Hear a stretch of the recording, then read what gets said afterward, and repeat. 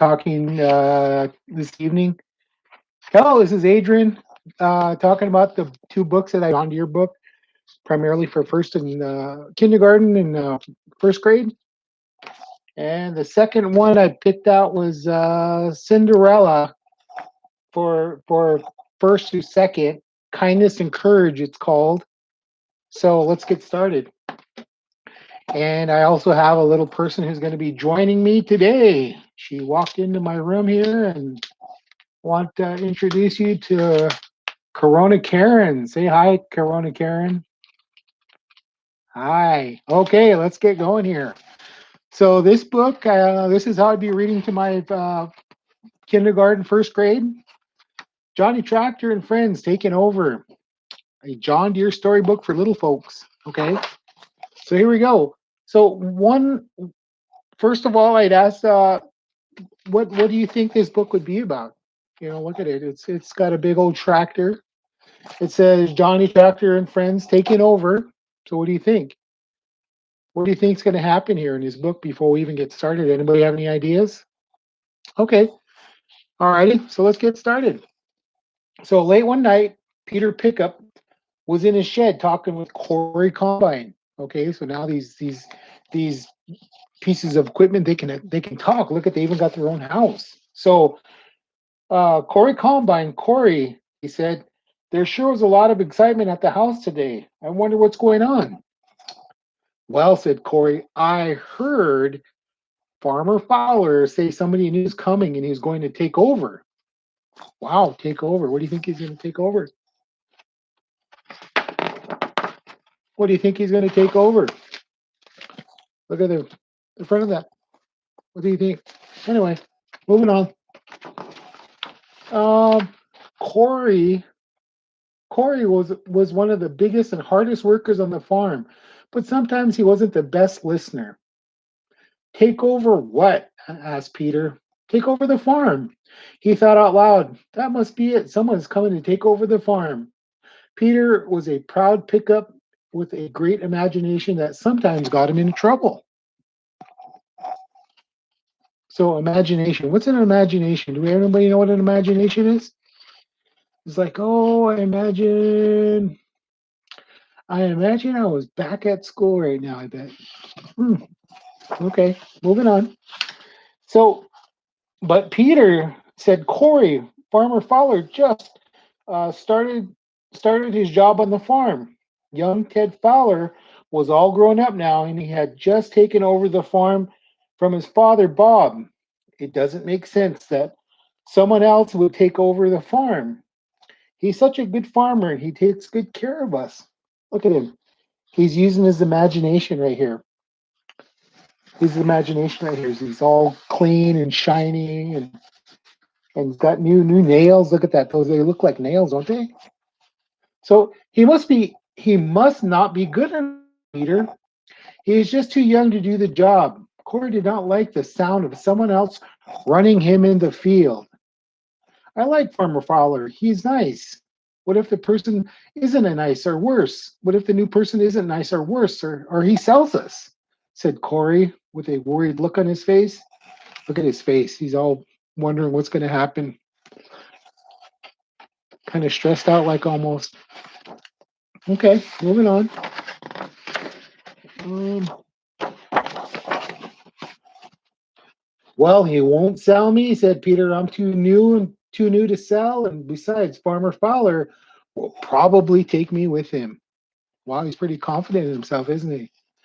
This made Corey feel very sad. This was the end of the conversation for the night. How would you like to go to bed feeling sad? Would you be able to sleep at night, you think? No, I wouldn't. I know I wouldn't. Okay, let's move on to the next page. So the next morning was bright and sunny, but that did not make Corey feel any better. The big shed door slid open, and Farmer Fowler came in and drove off in Peter. Oh, it must be true, said Corey to himself. Peter's going to with Farmer Fowler, and I'm going to be sold. Corey was sure he was going to be sold to a strange farmer who would not take care of him.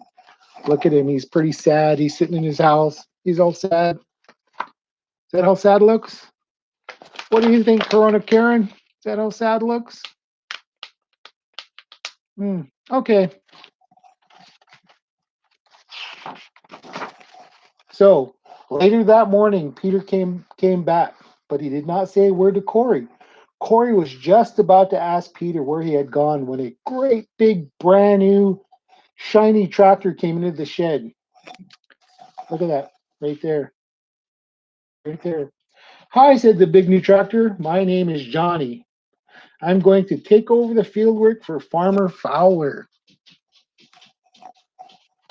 Look at that. He's telling what he's going to do.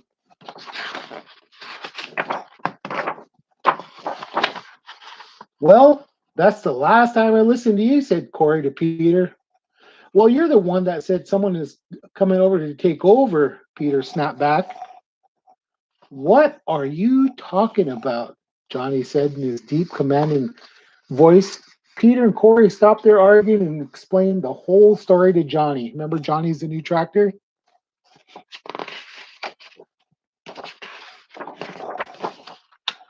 I'm not here to take over, but only to help Farmer Fowler with the field work, said Johnny.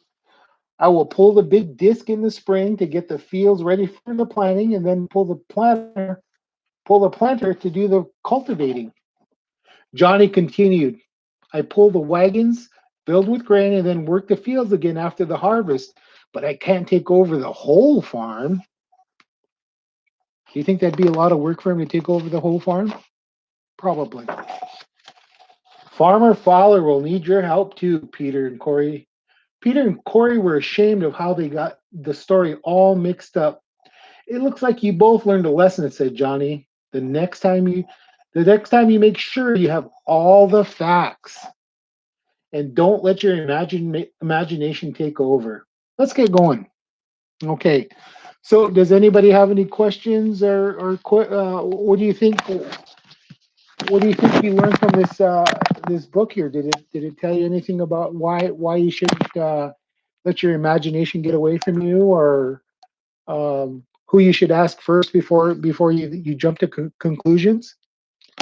Okay, so let's talk about that. Let's turn to your partner and let's discuss why isn't it a good idea to think about something that's not going to happen. I mean, you're just jumping to conclusions, or you're trying to think of something that hasn't even happened yet. And why I picked this book is primarily this is something that's relevant in our area, something that you would see up here in northeastern Montana, just because there's a lot of farming, ranching, and John Deere is like the Cadillac of tractors to be driving around here. So that's a lot of people that do drive them. We have some big farmers up here, and they do have John Deere's. So okay, moving on.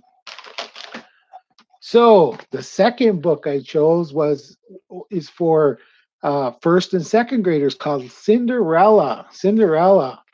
Corona Karen, you ever heard of Cinderella? You have? Awesome. I say hi to the people. Okay, moving on. So this one's called Cinderella, Kindness and Courage. Okay. So look at the picture here, peoples. What do you think she's thinking about? What do you think this book is about? What do you think she's thinking about?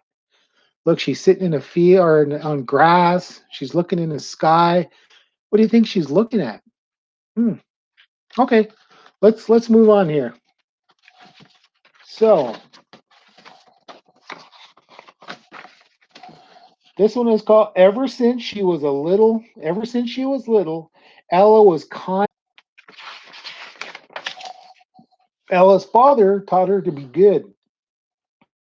Her mother said kindness had power. Ella promised to be kind. She promised to have courage. Didn't we say courage at the beginning of this book? Hmm. Okay. Look at that. She's holding on to her dad. So one sad day, Ella's mother passed away.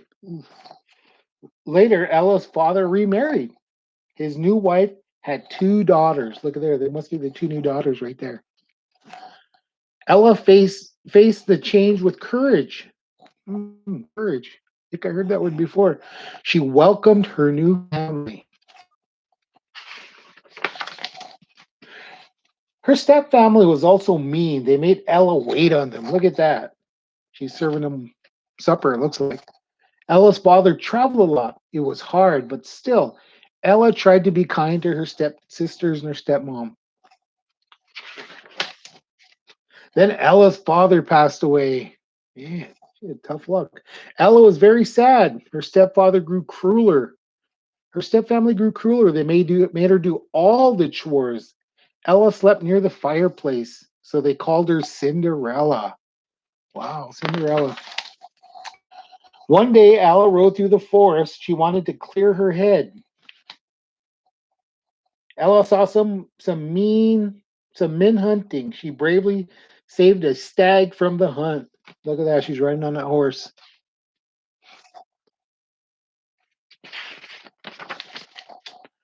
Then Ella met a man named Kit. Ooh, Kit. Kit liked how brave Ella was. Ella liked how sweet Kit was. Look at there. They're both on horses. See that? So, what do you think is going to happen next? They met each other. They call her Cinderella. What do you think? Let's move on.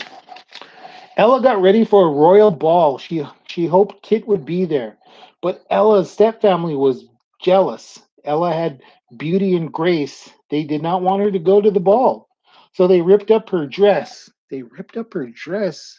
Wow, look at that! They ripped up her dress. That's a bummer. Do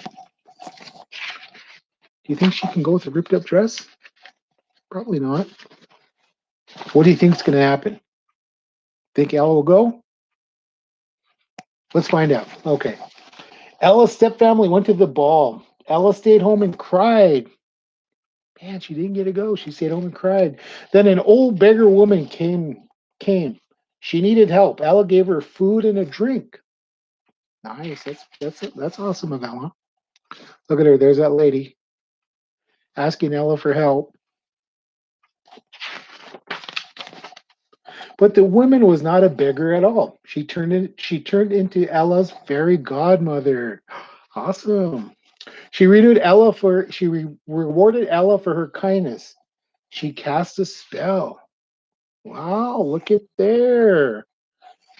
She was turned into a really good lady who wasn't a beggar after all and cast a spell on Ella. What kind of spell do you think she casted? Think a good spell or a bad spell? Okay. The fairy godmother will help Ella get to the ball. She turned a pumpkin into a carriage. She turned the mice into horses. Awesome. I'd like a fairy godmother like that. The spell also fixed Ella's dress. It gave her glass slippers. Ella looked and felt beautiful. Wow, look at her. She's awesome. She would go to the royal ball after all. It was a dream come true. You think she would have saw her sisters there, her stepsisters, or her mother? Ella climbed into the magic carriage. She made her way to the ball. She couldn't wait to have a nice night.